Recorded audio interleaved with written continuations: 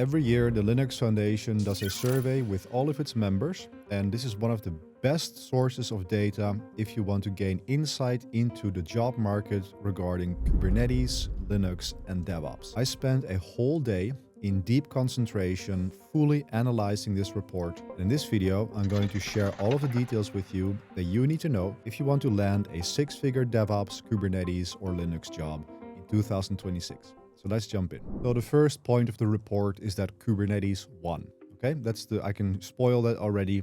Kubernetes has won the infrastructure and AI infrastructure game. If you want to land a job in 2026 and beyond, you need to learn Kubernetes. The report is extremely clear about this. 3 months ago, I wrote an article saying exactly this, saying that if you want to land a job at a Fortune 500 company, you need to focus on Kubernetes. And I got the usual storm of angry comments where intimidated people will say, Kubernetes is never required, it's not necessary at all, it is extremely hard to use or to learn, and that almost no company should use Kubernetes. Well, this is completely false, and I have the data to back it up. So here's what the report actually says. 98% of organizations use cloud-native techniques. 82% of container users run Kubernetes in production, and this is up from 66% in 2023. So it went from 66% to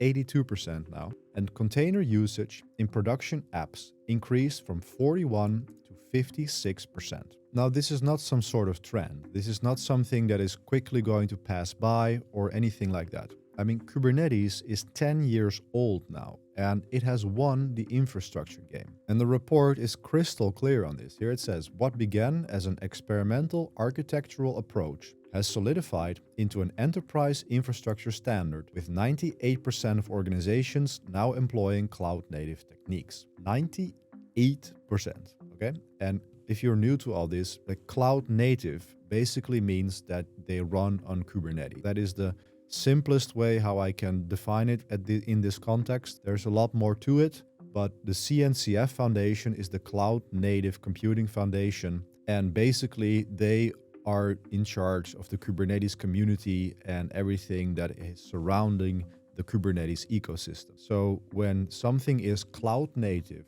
you can be sure that Kubernetes is involved. Now, if 98% of enterprises questioned in this survey are using cloud-native techniques, that tells you something, right? Now, the next point that I mentioned is the 82% of container users run Kubernetes in production. So when I'm talking on X about Kubernetes or containers in general, I always get these angry people saying that you don't need Kubernetes to run containers. And I don't understand why this is, because Kubernetes is not that hard. It's not that hard to learn. It's not some unimaginable beast that no one can master or anything. It is pretty easy to learn, actually. So I'm teaching this to thousands of people every day, even with completely unrelated backgrounds, and they are landing Kubernetes jobs. So I don't understand why these people are so intimidated by this. But if 82% of container users are using Kubernetes in production, here are a few conclusions that we can draw. And just so that we're all on the same page, when I say 80% of container users, what I mean by that is companies that use containers to run applications. If you don't know what containers are basically a very simple way of packaging an application with all of the dependencies and everything that it needs in order for that application to run. It's a very lightweight way of packaging applications and running them at scale. So the whole premise of a container and the use case of a container is that it has everything it needs, and you can very easily run that almost anywhere. That is the whole point of a container. It contains everything that the application needs to run, and therefore it is very portable, but also very lightweight, because it has no operating system in there, not a full operating system. It's a little bit more nuanced to that, but it basically shares the Linux kernel to run the container, right? So it doesn't need, like a virtual machine, a fully fledged operating system that can take up several gigabytes. A container can be several megabytes, really. And that is what I mean with a container. So 80% of container users are using Kubernetes in production. So let's look at the number of container users then. And for that, there is a very interesting report here by Grandview Research that looks at the application container market 2025-2030. Now, here the interesting thing is that they are prospecting the application container market to grow immensely. Like we are now I'm recording this in 2026, so we are here. But let's say this is, what is it, 8 billion? The application container market currently is already at 8 billion. But here in 2030, so in 4 years from now, this is prospected to grow to $31.5 billion. Like this is almost unheard of. You almost never see this in any market where like we are here, guys. We are here. And it's about to triple in the next few years. The application container market is about to triple in the next few years. 82% of the people who are running application containers in production are using Kubernetes to do that. So the logical conclusion here, if you look at this trend, and if you take the information that most of these containers are going to be running Kubernetes, this is what you need to know. You must learn Kubernetes if you want to be part of this rise in the market. That is just the simple fact, and the data proves it, okay? This is not me claiming this. This is not me having a hunch about the market. It's the actual factual data that is presented in this report. So what this means for you, if you want a tech job in 2026, I strongly recommend that you focus on learning Kubernetes because it also pays really well. There's a lot of demand out there, but there's not much supply. Like I'm telling you a secret here that not many people know, especially because you see this negative sentiment about Kubernetes. And this is why Kubernetes jobs pay so well, okay? The mean global salary for Kubernetes jobs in Q3 of 2025 was $171,000 a year. That's the mean global salary, okay? Global. So the average minimum salary for a Kubernetes role is $140,000 a year. So if you want to make $200K a year, Kubernetes is the skill to focus on. It's just that simple. So if you want to be part of this upward curve and be part of this $30 billion market that's up and coming while making $200,000 a year, I strongly suggest you start learning Kubernetes. If you need some help with that, I created a free Kubernetes learning roadmap that you can get completely for free. It's linked down below this video. Check it out. Now, the second important finding from this report is that Kubernetes is the de facto AI platform now. I've been saying this for years and people wouldn't believe me, but now the CNCF came out and said it themselves. Now, quoting directly from the report here, Kubernetes has evolved from container orchestrator to AI infrastructure platform. 66% of organizations running generative AI workloads on it. Kubernetes has become the de facto orchestration layer for production AI. So most engineers that I talk to don't even have a clue that AI workloads are actually running on Kubernetes. So ChatGPT, Anthropic, Claude, and Grok, this is publicly available data. They all have publicly stated that their AI infrastructure is running on Kubernetes. And I created a whole video about this that you can check out here that goes a little bit deeper into this and how this affects the job market. But the thing is that the reason why these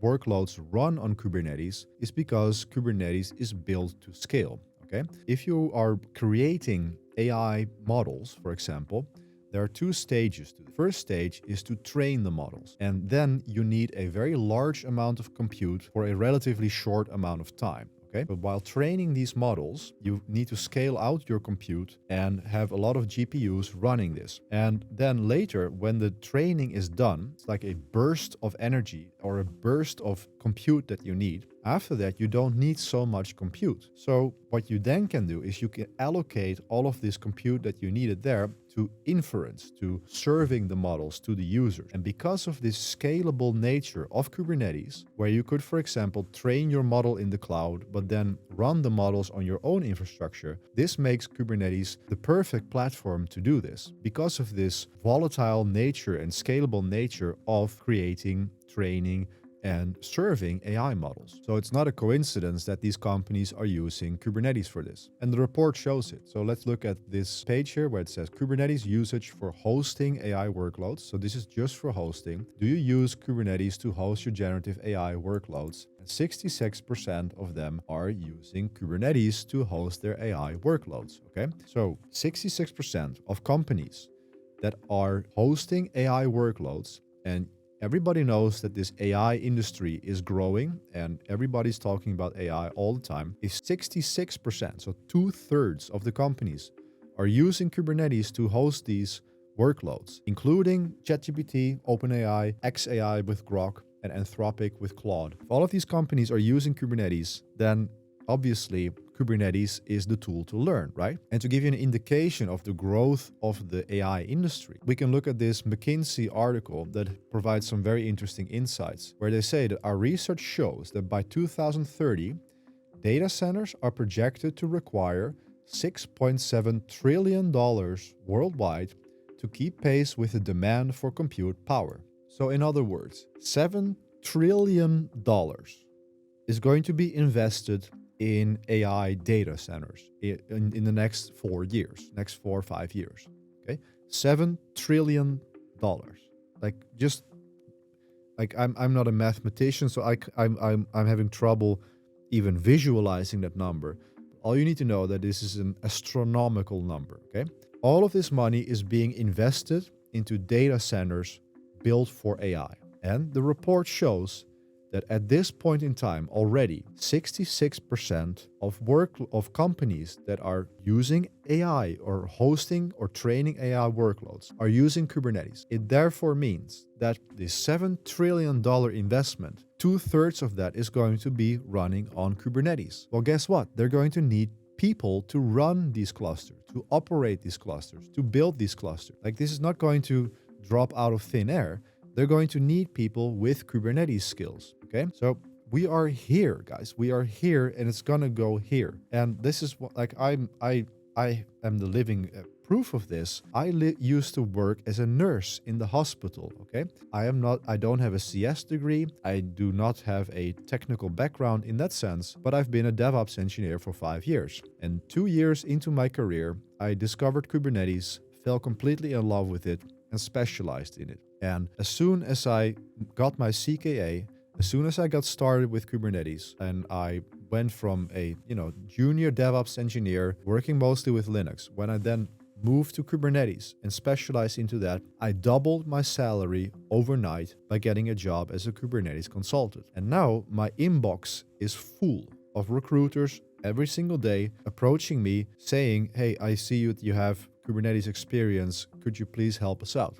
Like just yesterday, I had to disappoint one of my friends of mine who works at a very prominent AI startup, who was hoping to get me in as a freelancer, but I had to say no because I'm too busy with KubeCraft.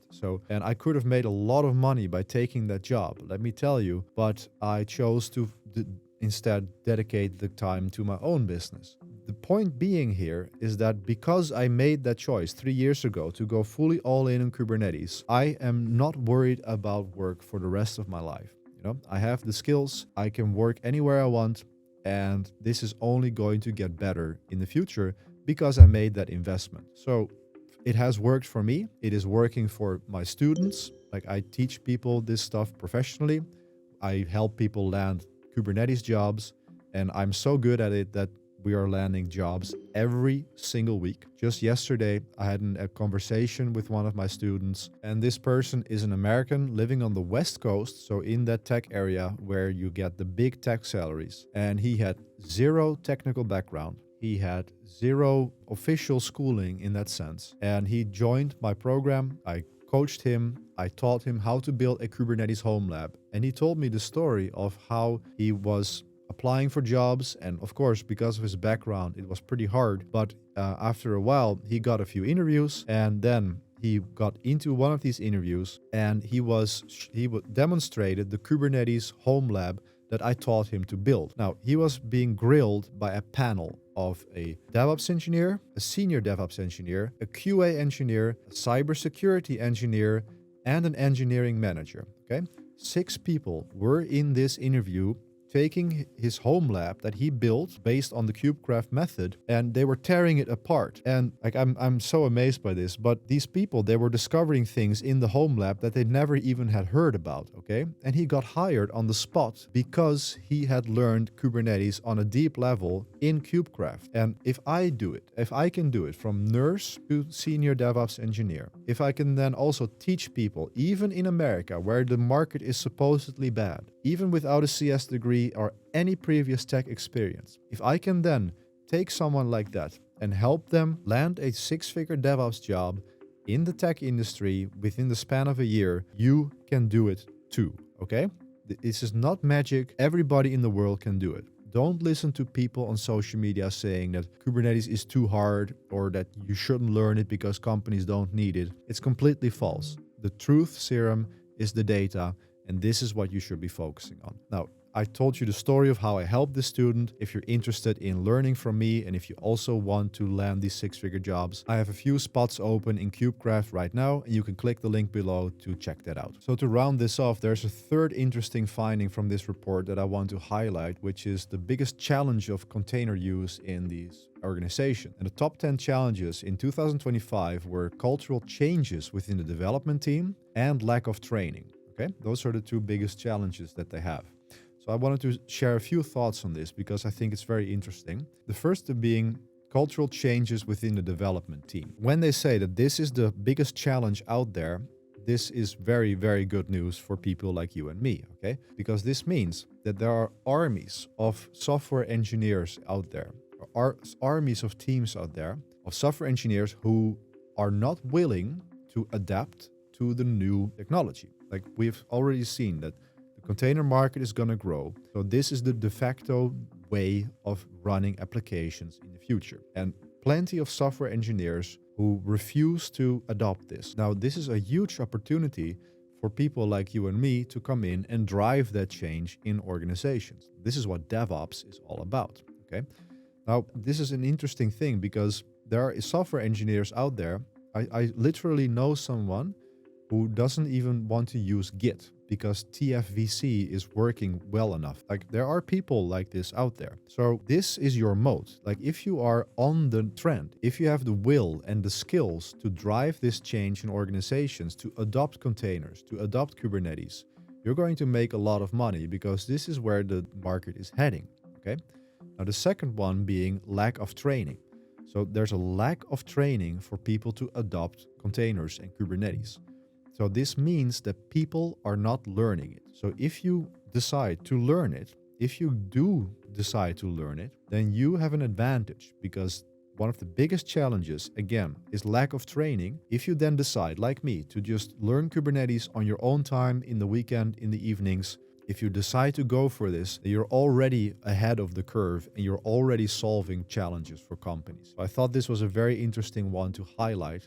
Because if you do this, like in the grand scheme of things, in the application market as a whole, the software engineering market as a whole, if you are on board with this train and you're going to learn Kubernetes, you're already in the elite section of the market. That's only going to be better and better. So this is a way to future-proof your career. So for years, a career of a Linux system administrator was like this dusty, stable job that you could get if you just wanted to work with computers and have a stable job, which also made a lot of money. Now, I think the Kubernetes engineer is going to be the next dusty system administrator, okay? Managing Kubernetes clusters, maintaining them, updating them, and enabling teams to run their applications on this. I think this is going to be the next dusty sysadmin job in 5 to 10 years from now. If you're watching this and you're on board with this, you are already early. So these are all of the most important insights from this report. I hope it helped you. Let me know in the comments what you think. If you think I'm full of shit, you should also let me know. Please make sure to subscribe to the channel. And remember, there's the free Kubernetes learning roadmap if you're on board with this and you want to get started with learning today. You can get it for free by clicking the link down below, and I'll see you in the next video.